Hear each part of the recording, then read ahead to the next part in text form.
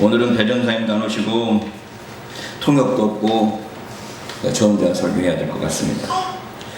그랬더니 우리 조목사님께서 총회에 가서 특강을, 사진 특강을 잠깐 해주신다고 그래서 제가 설교 짧게 해도 되겠네요 그랬습니다. 근데 오늘 설교를 준비하면서 또 하다 보니까 마음이라는 게 나와서 마음이라는 구절을 찾아봤더니 몇 개는 1024구절이나 성경에서 마음이라는 단어가 나오는 구절이 1024구절이나 돼서 모른 척하고 또 넘어가기가 뭐해서 또 한 구절 한 구절 찾아보다 보니까 한마디로 말하면 마음에 대해서 할 말씀들이 많이 있더라고요. 창세기 처음부터 보면 이 사람의 마음이 어렸을 때부터 모든 생각이 다 악하다라고 말하잖아요. 이 선악과를 따먹고 난 이후에 인간의 모든 모습이 이 자기중심의 생각을 하다 보니까 악하게 되어 있고 계획도 다 악하다 그러는 거죠. 그래서 이 신명기에 보면 너희가 마음의 할례를 행하고 이렇게 말하고 있어요. 우리가 예수를 믿는다 그러면 마음이 변화되고 마음이 할례를 받아야 돼. 다른 게 중요한 게 아니고 마음이 중요하다는 거죠. 그래서 마음의 할례를 받아서 이 신명기 29장 4절에 보면 깨닫는 마음이 필요한 거죠. 깨닫는 마음. 하나님께서 나에게 믿음을 주시고 예수 그리스도를 우리에게 주심으로 말미암아 우리가 구원을 받았을 때 우리에게 뭘 요구하시고 뭘 원하십니까 하는 그 깨달음이 필요한 거죠. 깨닫는다는 말이 영어로는 어떻게 표현할지 모르겠어요. 깨닫는다. 우리 한국에만 있는 단어예요. 이게 깨달아야 돼요. 깨달아. 그래서 하나님께서 우리의 마음을 감찰하신다 라는 말들을 많이 하고 있어요. 하나님께서 우리의 겉모양을 보는 게 아니라 우리의 마음이 어떤가를 보는 거죠. 여러분, 우리 마음이 하나님 앞에서 정직하고 깨끗한 마음이 되어야 되는 거죠. 그래서 시편에 보면 그 마음에 시온의 대로가 있어야 된다. 시온의 대로라는 게 뭔 말이에요? 마음 가운데 항상 하나님의 성, 거룩한 성, 예루살렘에 대한, 하나님 나라에 대한 그러한 마음들이 항상 거기에 집중되어 있어야 된다라고 하는 거죠. 제가 교단 총무를 하다 보니까 총무하는 목사님들을 자주 만나는데 저하고 친하게 지낸 총무님이 여기 정릉에서 교회를 하시는데 그 사모님이 저하고 목사님, 그 목사님하고 같이 앉아 있는데 두 분 다 밖으로 좀 돌지 말고 목회 좀 열심히 하세요 막 혼내치길래 제가 사모님한테 여쭤봤어요. 어떻게 하면 목회를 열심히 하는 거예요? 라고 물어봤어요. 난 목회를 열심히 하고 싶어. 그래서 열심히 설교 준비하고 열심히 준비하는데 어떻게 하면 목회를 열심히 하는 거예요? 그랬더니 그 사모님께서 가라사대 몸과 마음을 교회에 두세요 그러더라고요. 몸과 마음을 교회에 두세요. 다른 데 두지 말고 몸과 마음을 교회에 두세요. 항상 교회에 계시고 항상 교회를 생각하시고 그러시라고. 그렇구나. 잠언 27장 23절에 보면 내 양떼의 형편을 부지런히 살피며 내 소떼의 마음을 두라 그러는데 이게 이제 목회자들이 자주 쓰는 말이잖아요. 마음을 항상, 몸을 항상 교회에다 두라는 거 아니겠습니까? 우리 총회장님이 그 개척을 저보다 늦게 하셨지만 교회를 굉장히 키우셨는데 교회가 굉장히 성장을 했는데 지금 한 500명 정도 보이나. 그러면서 목사님 하시는 말씀이 제가 꼭 1000명은 달성해 보고 싶어요. 그러다가 목표가 그 뭐 몇 년 안에 총 1000명 될 것 같습니다 이러면서 무슨 말씀 하시는가 하면 그 교회에 이제 새 신자가 누가 데리고 왔대요. 새 신자를. 근데 그 데리고 온 사람도 교회 다닌 지 얼마 안 되시는 분이야. 그러니까 목사님 이분 아세요? 이분 제가 교회에 인도했는데요. 그랬더니 내가 왜 몰라? 그러면서 그 사람 이름을 딱 말했대요. 그 사람 이름을 교회 온 지 얼마 안 됐는데 나는 우리 교회 몇 명 되지도 않는데 사람 이름 말하려고 그러면 깜빡깜빡 하는데 그 많은 지금 한 500명 되는 성도들 있는 교회에서 새로 오신 분인데 이분 아세요? 그러니까 내가 왜 몰라? 누구? 이름을 딱 말하니까 그 새로운 사람도 깜짝 놀라고 인도했다는 사람도 깜짝 놀라는데 근데 저도 아세요? 그러니까 알지 누구 당연히 누구지 이러니까 교회 다닌 지 얼마 되지도 않았지 새로 인도한 사람까지 이름을 다 알으니까 이 깜짝 놀라면서 놀랬다는 거예요. 그래서 아이고 목사님 참 머리 좋으시네요. 제가 그랬어요. 머리 좋으시네요. 그랬더니 목사님 하는 말, 머리야 목사님이 저보다 저한테는 머리야 홍 목사님이 더 좋죠. 그러면서 하는 말씀이 새벽기도 때마다 교인들 다 데리고 한 명씩 기도를 다 한다는 거예요. 그러니 잃어버리겠어요? 더더군다나 새로운 사람 위해서 기도하면 이게 되겠냐고.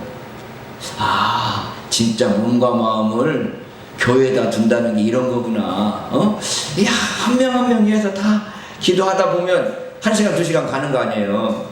홍정길 목사님, 유명한 홍정길 목사님이 그랬다는 거 아니에요. 한 사람 한 사람 다 기도를 해주는데 시작할 때 한 200명 됐는데 얼마 만에 1000명 되니까 1000명 기도하고 나니까 아침 9시가 돼서 이게 도무지 안 되겠다. 그래서 교회를 계속 갈라졌다는 거 아니에요. 남서울 중앙교회가. 그래서 저기 무슨 교회야 남포교회도 만들어지고 어디 교회도 만들어 계속 해가지고 12번인가를 나눠줬는데도 아직도 계속 모여들어서 자기가 도무지 기도할 수가 없어서 중간에 별 수 없이 다 그렇게 기도 못하고 끝냈다 이런 말을 하더라고요.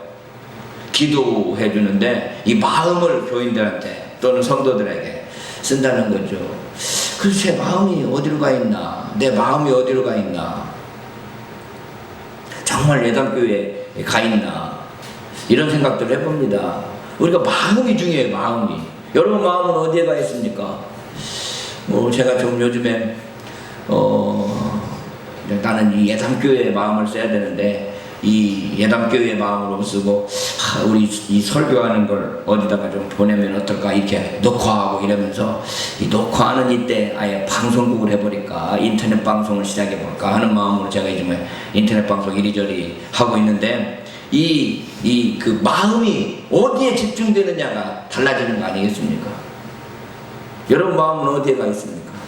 정말 여기 교회에 몸이 와 있지만 마음은 다른 데 가 있으면 이거 하나님께 드리는 예배일까? 라는 생각이 드는 거죠. 우리가 예수 믿는데 예수 믿는 게 뭐냐? 그러면 오늘 본문에서 마음을 새롭게 함으로 변화를 받아 하나님의 뜻을 깨닫는 것이다. 그랬어요. 마음을 새롭게 함으로 하나님의 뜻을 깨닫는다는 거죠. 그래서 성경에 보면 이 마음이 우리 인간의 모든 중심인 걸 알 수 있어요. 이 마음이 우리의 마음이 정말 하나님의 뜻을 행하기를, 우리의 마음이 정말 하나님께 우리의 집중되어 있는가, 우리 자신을 다시 한번 봐야 되는 거죠. 그래서 아가서 제가 개척 초기에 자주 설교했던 본문이 아가서 5장 2절이네요. 내가 잘지라도 마음은 깨었는데 나의 사랑하는 소리가 들리는구나. 나의 사랑하는 자의 소리가 들리는구나. 우리가 잘지라도 자면서도 이 하나님의 그 사랑하는 사람의 소리를 들을 수 있는 그 귀가 열려 있어야 돼요. 선잠을 자는 거죠. 내가 자더라도 집안 식구가 안 들어와 있으면 선잠 자죠. 잤는데도 깊이 못 자고 있는 거죠.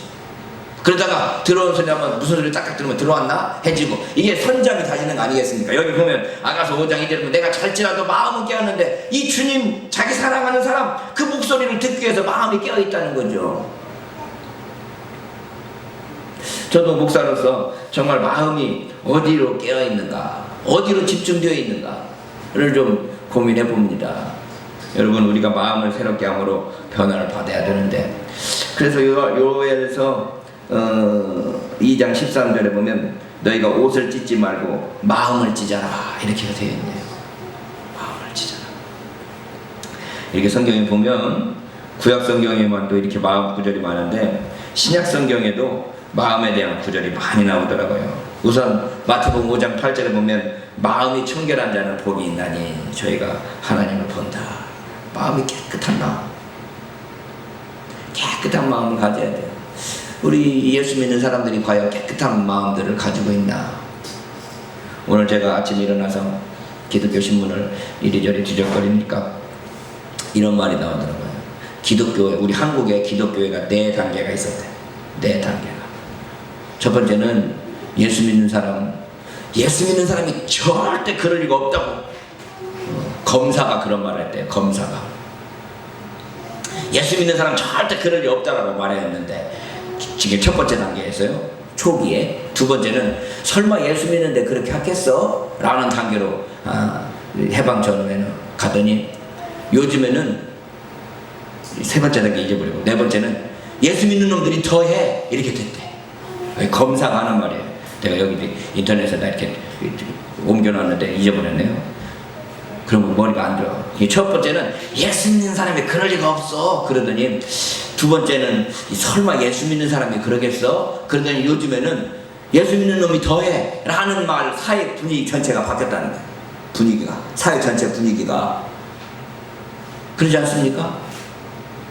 예수 믿는 사람이 깨끗한 마음 가져야 되는데, 청결한 마음 가져야 되는데, 이거 뭐 욕하는 건 다 예수 믿는 사람들 욕하는 거예요. 제가 지금 목회자 세금, 종교세 문제 때문에 목사님들이 지금 계속 모여 밥 준다고 그러면 제가 얼른 가게에서 밥을 얻어먹고 오기 때문에 제가 가기 싫어도 밥 준다고 그러면 얼른 가, 또 호텔에서 모인다고 그러니까 또 호텔 밥 얻어먹으려고 얼른 가서 얻어먹고 있는데, 이 들어보니까 불교계도 지금 별로 찬성하지 않고 있어요. 왜냐하면 불교계는, 우리 기독교계는 그래도 서양 종교라서 헌금이 수입 지출이 명확합니다. 그러죠? 누가 얼마 했고 교회 재정이 얼마라서 목사님이 얼마 썼다, 이게 대개 수입 지출이 분명한데, 불교는 대개 수입이 정확하지는 않아요. 그 다음에 지출도 지주 마음입니다. 지주 스님 마음입니다. 제가 몇 년 전에 이 화계사 주지 스님 만나러 수경 스님 계실 때 우리 이현주 목사님 같이 모시고 같이 갔었잖아요. 주지 스님이 주머니에서 꺼내갖고 이현주 목사님 이렇게 드리면서, 주지가 원래 이런 일 하는 겁니다. 교통비나 쓰십시오 라고 드리더라고요. 근데 그 돈이 작은 돈이 아니라고 그러더라고요. 근데 주지 스님이 그냥 마음대로 쓰는 거예요. 주고 싶은 사람 주고. 그런데 만약에 불교에서 이렇게 만약에 이 세금을 내기 시작한다, 스님들 다 세금 내기 시작한다, 그러면 불교 그 재정이 다 공개돼야 될 거 아니에요. 기독교는 이미 사실 다 공개돼 있습니다. 어느 정도 교인들한테는 다 공동의회에서 공개하게 돼 있잖아요. 그런데 불교계에서도 그래서 뭐 몇천 년 만에 불교의 위기라고 지금 그러고 있대요. 불교계에서도. 매스컴에서는 어때요? 근데 불교계 찬성, 천주교 찬성, 반대는 누구만 해요? 기독교만 하는 걸로 돼 있어.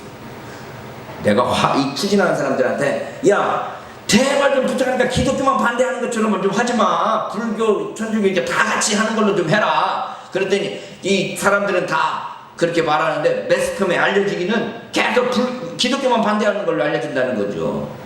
이러다 보니까 주 시선이 기독교에만 가 있는 모습이 되어버려서, 물론 세상에서 기독교에 대해서 기대하는 바가 있겠지만 정말 기독교인들이 정말 이 성경이 말하는 것처럼 마음이 청결하고, 세무조사는 안 됩니다. 깨끗하게 바르게 쓰면 될 거 아니에요. 네? 왜 세무조사, 종교의 자유를 침해할 정도의 세무조사 하겠어요?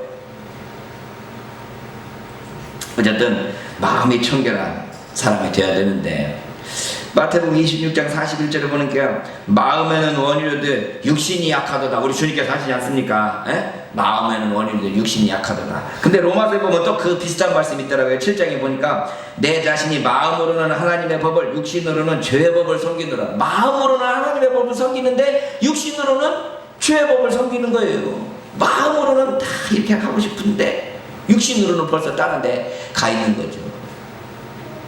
우리가 하나님 앞에서 육신은 좀 약하더라도